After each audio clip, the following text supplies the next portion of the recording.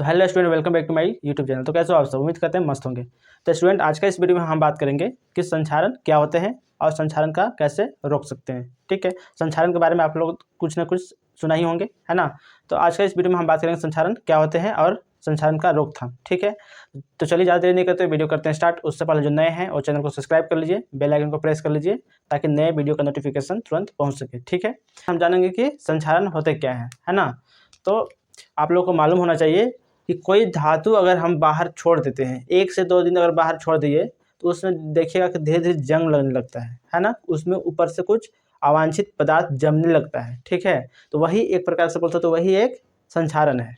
ठीक है, यानी हम बोल सकते हैं कि किसी धातु के पदार्थ को अगर हम खुले वातावरण में छोड़ दें या वायु के संपर्क में छोड़ दें या नमी वाला क्षेत्र में छोड़ दें, है ना, तो उसमें जो है एक अवांछित पदार्थ जम जाता है ना। तो उसे ही हम संक्षारण कहेंगे। ठीक है, संक्षारण में जो हो सकता है कि ऑक्साइड का परत जमे, है ना, कार्बोनेट का परत जमे, है ना, सल्फाइड का परत जमे, है ना, ये अलग अलग परत जम सकता है। ठीक है, तो यही चीज़ हमने यहाँ पे लिख रखा है कि जब धातुओं का संपर्क वायु या नमी से होता है ना, तो उसके सतह पर अवांछित पदार्थ जैसे ऑक्साइड, कार्बोनेट, सल्फेट आदि बन जाता है। यानी अवांछित पदार्थ हो सकता है ऑक्साइड का हो, है ना, कार्बोनेट का हो, सल्फेट का हो, बहुत सारा हो सकता है और भी हो सकता है। ठीक है, तो उसको हम क्या बोलेंगे? संक्षारण। ठीक है, जैसे लोहे में जंग लगना, है ना, लोहे में जो जंग लग जाता है उसको उसमें जो है ऑक्साइड का परत जमता है ना।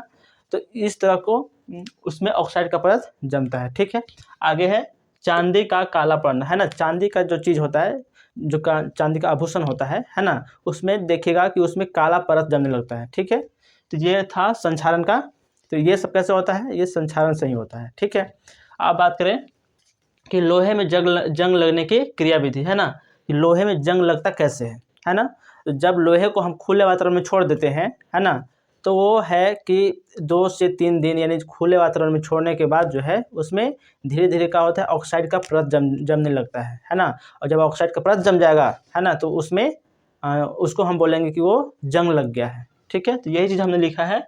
यह क्रिया विधि विद्युत रासायनिक सिद्धांत द्वारा समझा जाता है ना।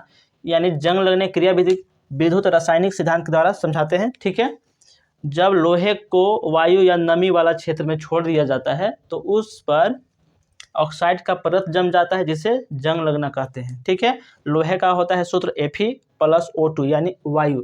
जब आयरन यानी लोहा वायु के संपर्क में आता है ना, तो FeO बनाता है यानी फेरस ऑक्साइड, यानी इसको हम बोल सकते हैं आयरन ऑक्साइड। ठीक है, आगे बात करें संक्षारण का रोकथाम, है ना। संक्षारण को हम कैसे रोकेंगे? ठीक है, अगर संक्षारण हो रहा है, उसमें जंग लग रहा है ना, तो उसको हम कैसे रोकेंगे? तो सिंपल सा है, उसको हम वायु के संपर्क में जाने ही नहीं देंगे, है ना।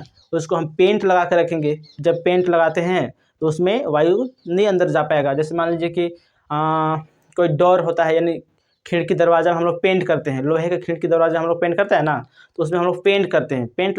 क्यों करते हैं? ताकि उसमें जो पानी पड़े, है ना, वायु के संपर्क में नहीं आ पाए, जिससे जंग नहीं लगे। ठीक है, आगे बात करते हैं। धातुओं के सतह पर लोहे पेंट ग्रीस का लेप लगाना चाहिए, है ना, वही बताया हम अभी जस्ट। धातुओं का वायु के संपर्क में नहीं रखनी चाहिए। ठीक है, धातुएं शुद्ध होनी चाहिए, यानी धातु कैसा होना चाहिए? शुद्ध होना चाहिए। शुद्ध होगा तो वो जंग नहीं लगेगा। ठीक है, तो ये था आज का वीडियो। उम्मीद करते हैं कि कुछ न कुछ आपको सीखने को मिला होगा, है ना।